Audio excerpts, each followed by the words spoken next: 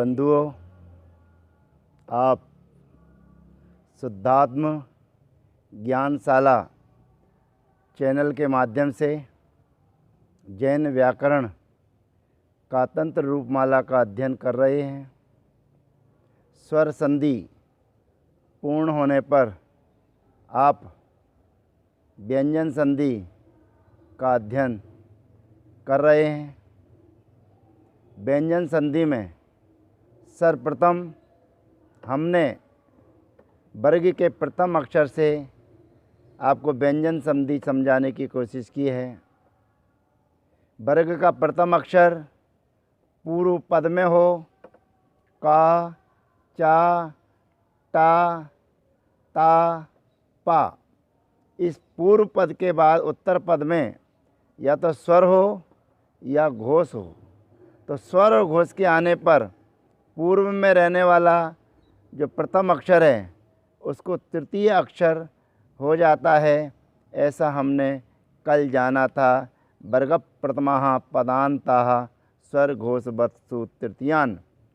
उसी श्रृंखला में हमने जाना था पंचमे पंचमास तृतीयान नवः, अर्थात वर्ग के प्रथम अक्षर के बाद पंचम अक्षर के आने पर वर्ग का प्रथम अक्षर पंचम भी होता है और तृतीय भी होता है। उसी के साथ हमने पढ़ा था प्रत्यय पंचमे प्रत्यय पंचमान, प्रत्यय पंचमे पंचमान नित्यम, अर्थात प्रत्यय संबंधी पंचम अक्षर के होने पर और वर्ग का प्रथम अक्षर पंचम ही होता है, तीसरा नहीं होता है। अर्थात प्रत्यय संबंधी पंचम अक्षर केवल दो स्थानों पर ही प्राप्त होगा, मात्रच प्रत्यय के साथ और मयट प्रत्यय के साथ। तो वहाँ पर भी ततधन मात्र में तन्मात्र, ततधन मयट मयम में ना के ता के स्थान पर ना आदेश पंचम हो जाएगा। स्थिति हो जाएगी तन्मयम और तन्मात्रम। अब आज हम आपके बीच में चल रहे हैं। वर्ग के पहले अक्षर के सामने शकार हो, तालव्य सा के होने पर वर्ग के प्रथम अक्षर के साथ में तालव्य वाला सा हो और उसके सामने स्वर हो या वा रा हो तो सा के स्थान पर छा आदेश होता है। सूर्य आता है वर्ग प्रथमेभ्यः सकारः स्वर यवर परस छकारम नवा। वा का मतलब होता है विकल्प से। तालव्य वाले सा के स्थान पर छा आदेश होता भी है और नहीं होता है। पूर्व में वर्ग का पहला अक्षर होना चाहिए और सामने तालव्य सा होना चाहिए। तो तालव्य सा के होने पर तालव्य सा को छा आदेश होता है। जैसे वाक धन सूराहा, तो वाक का प्रथम अक्षर है, सूरा में सा है और सा के बाद में ऊ, स्वर के होने पर सा को छा आदेश हो जाएगा, संधि होकर वाक छूराहा। फिर अच शेषः, यहाँ पर वर्ग का प्रथम अक्षर चा है, उसके सामने शेष तालव्य का सा है और उसमें एक ही मात्रा स्वर है। तो यहाँ पर भी सा को छा हो जाएगा, अच्छेषः। सट धन श्यामः, तो यहाँ पर सट का टा वर्ग का पहला अक्षर है और श्याम में सा के बाद या वर्ण है। तो यहाँ पर भी सूत की शर्त मिलने पर सा के स्थान पर छा आदेश हो जाएगा। तो सट श्यामः। फिर तत् श्वेतम, तो यहाँ पर तत् वर्ग का पहला अक्षर है, स्वा तालव्य सा है और उसके बाद वा है। तो शर्त मिलने पर सूत लग जाएगा वर्ग प्रथमेभ्यः सकारः स्वर यवर परस चकारम नवा, अर्थात यहाँ पर भी सा को छ आदेश होकर शब्द बनेगा तच्छ्वेतम। पितृष्टुप श्रुतम, यहाँ पर श्रुतम में सा के बाद रा है तो सा के बाद रा होने पर सा को छा आदेश होकर शब्द बनेगा त्रिष्टुप छुतम। इस प्रकार वर्ग के प्रथम अक्षर के सामने तालव्य सा को छकार आदेश वर्ग प्रथमेभ्यः सकारः स्वर यवर परस छकारम नवाह सूत्र से होता है। अब इसी प्रकार एक सूत्र और विकल्प रूप में आता है कि वर्ग के प्रथम अक्षर के सामने तालव्य सा हो और तालव्य सा के बाद ला और अनुनासिक के होने पर भी सा को छा आदेश होता है। अर्थात सा को छा करने के लिए दो सूत्रों के माध्यम से पूरे शब्दों को हम जानने की कोशिश करें कि वर्ग के प्रथम अक्षर के बाद तालव्य सा और तालव्य सा के बाद स्वर अंतस्थ और अनुनासिक वर्णों के होने पर सा के स्थान पर छा आदेश होता है। 6 वर्ण इस सूत्र में हैं और उधर स्वर थे 14 और या वा रा 3, मैं 17 वर्ण वहाँ पर और 6 वर्ण यहाँ पर होने पर सा को छा आदेश होता है।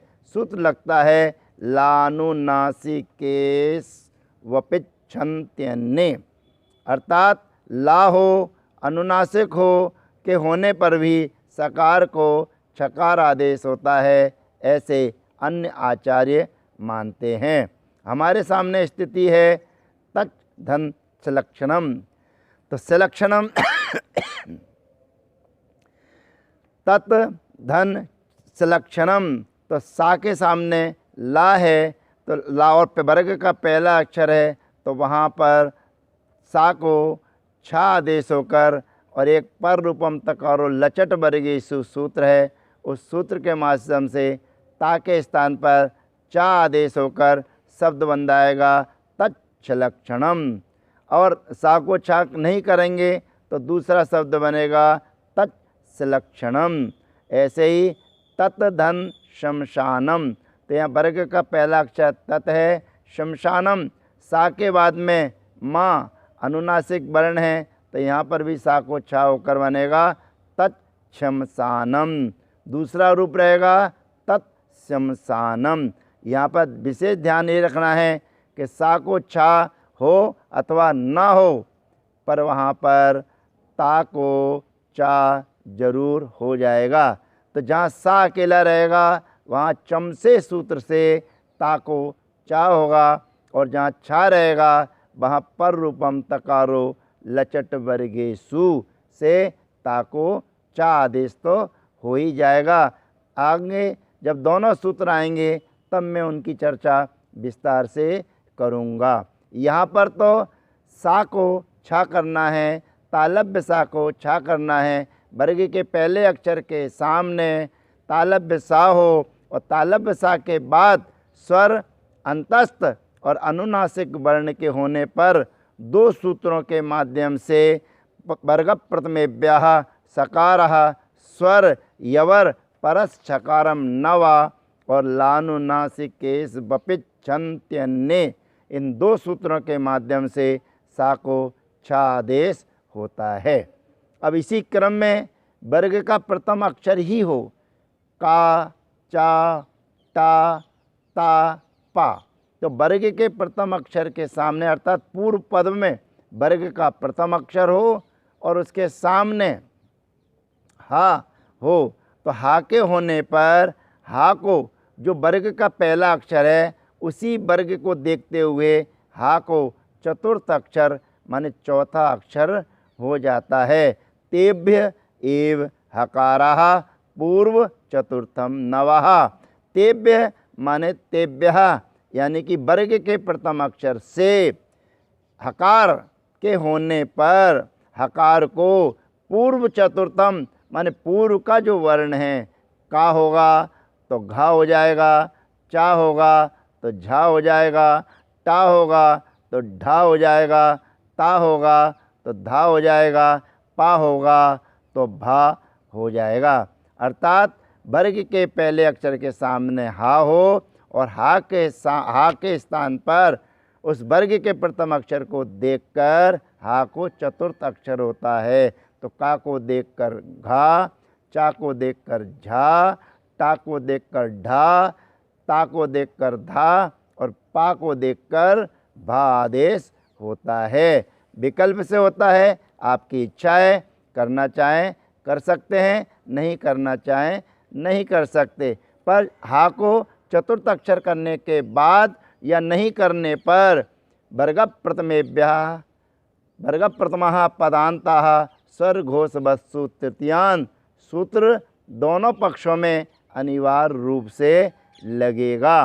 तो वहाँ वर्ग का प्रथम अक्षर तीसरा हो जाएगा और हा को ढा भी लिख सकते हैं, चौथा अक्षर भी लिख सकते हैं और हा भी लिख सकते हैं।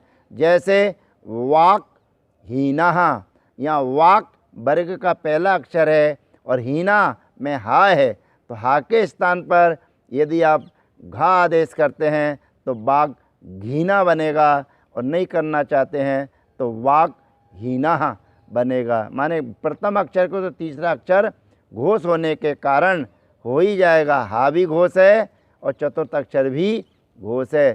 तो घोष वर्ण के होने पर वर्ग प्रथमः पदान्तः स्वर घोष वत्सु तृतीयान, जो 68 नंबर का सूत्र पूर्व में पढ़े हैं उससे दोनों अपेक्षाओं में कार्य हो जाएगा। इसी प्रकार से अज धन हलऊ, तो अच में जो चा है उस चा के कारण हा को झा हो जाएगा, तो और चा को जा हो जाएगा तो बनेगा अज्झलऊ। दूसरी संधि अगर आपको हा को झा नहीं करना है तो बनेगा अज हलऊ। इसी प्रकार से सट हलानी, तो सट में टा वर्ग का पहला अक्षर है और हलानी में हा है, तो हा को यदि हम टा को देखकर चौथा अक्षर करते हैं तो ढा आदेश हो जाएगा और फिर टा को वर्ग प्रथमा पदान्ता स्वर घोष वस्तु तृतीयांश से डा आदेश होकर सट ढलानी और सट हलानी ये दुरूप बन जाएंगे। फिर बनेगा तत् धन हितम, तो तत् में ता है और हितम का हा है, ता को देखकर हा को धा आदेश हो जाएगा और ता को दा आदेश हो जाएगा।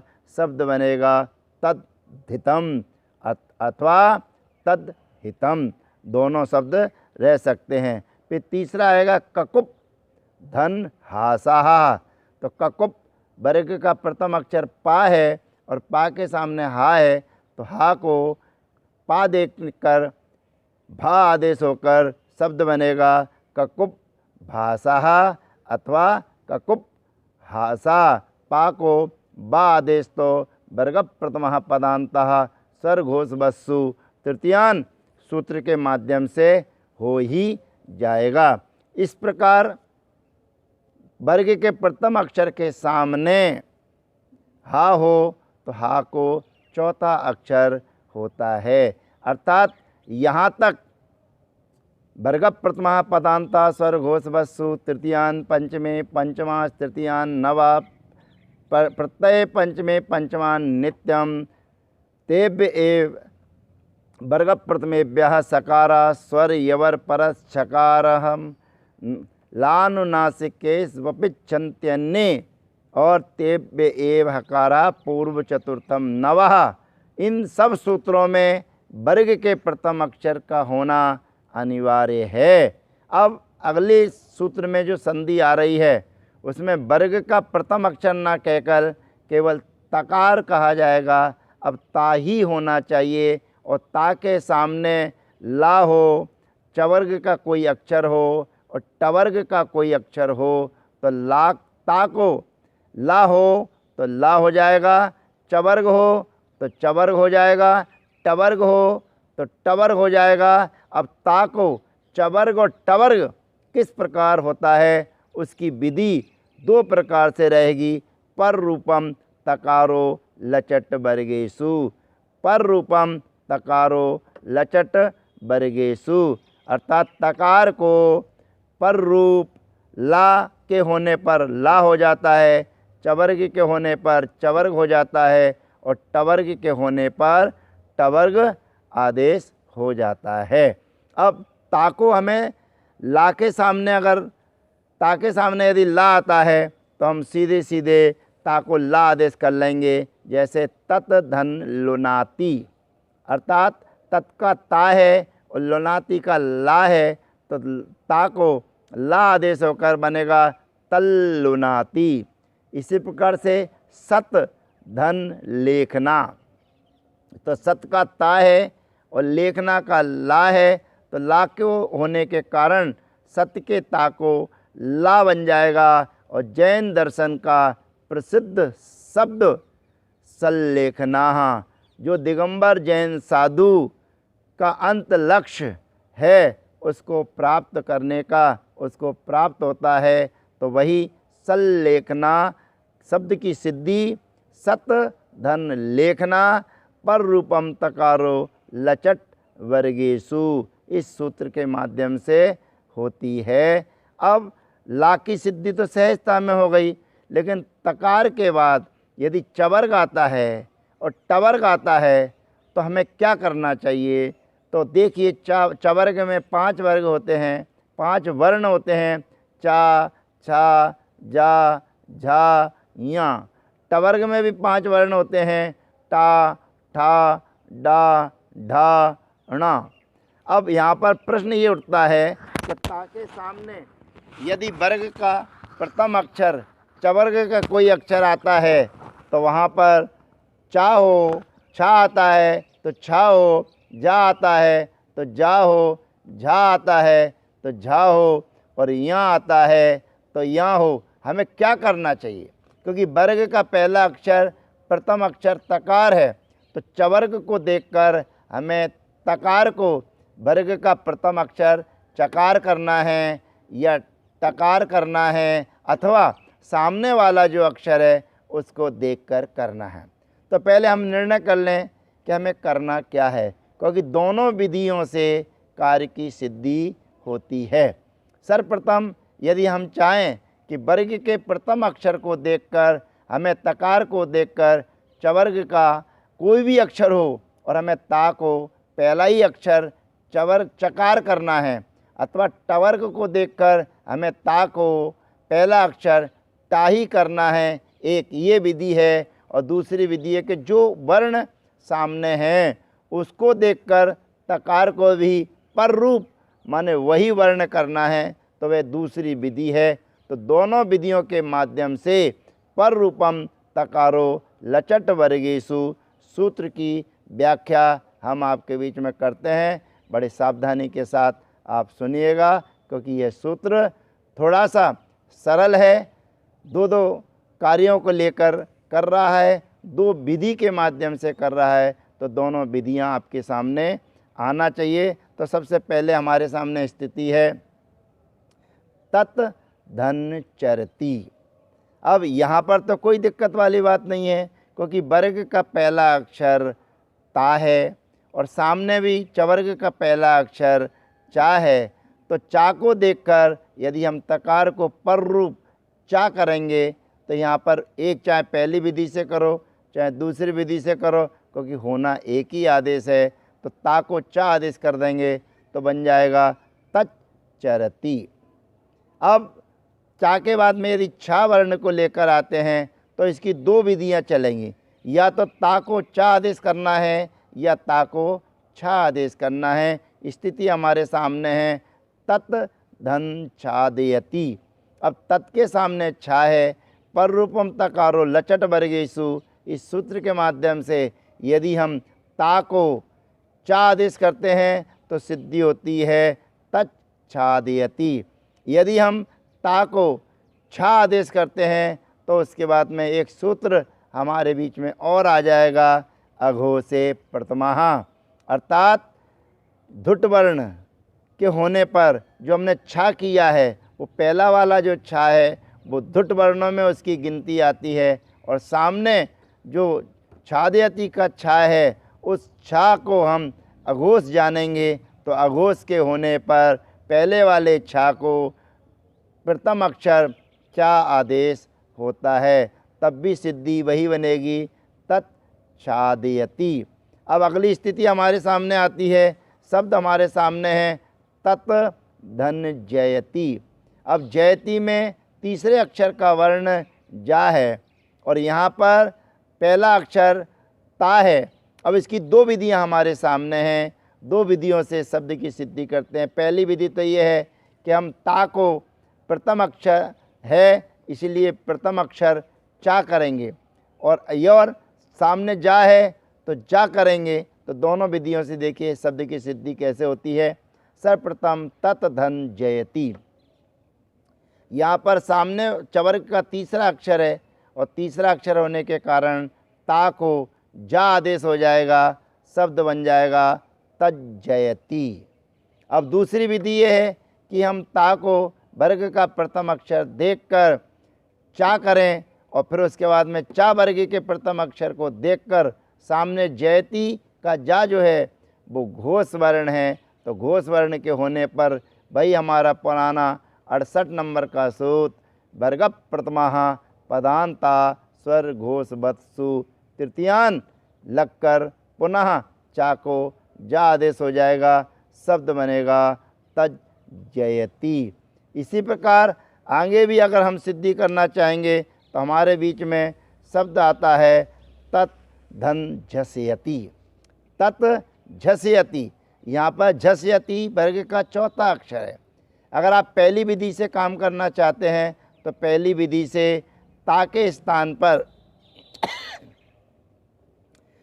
पर रूपम तकारो लचट वर्गेशु से चा प्रथम अक्षर करेंगे तो उसके बाद हमारे सामने सूत्र आता है दुटाम तृतीयस चतुर्थेषु, अर्थात जो वर्ग का प्रथम अक्षर ता के स्थान पर चा आदेश किया है उस चा के स्थान पर जा आदेश होता है चतुर्थ अक्षर के होने पर।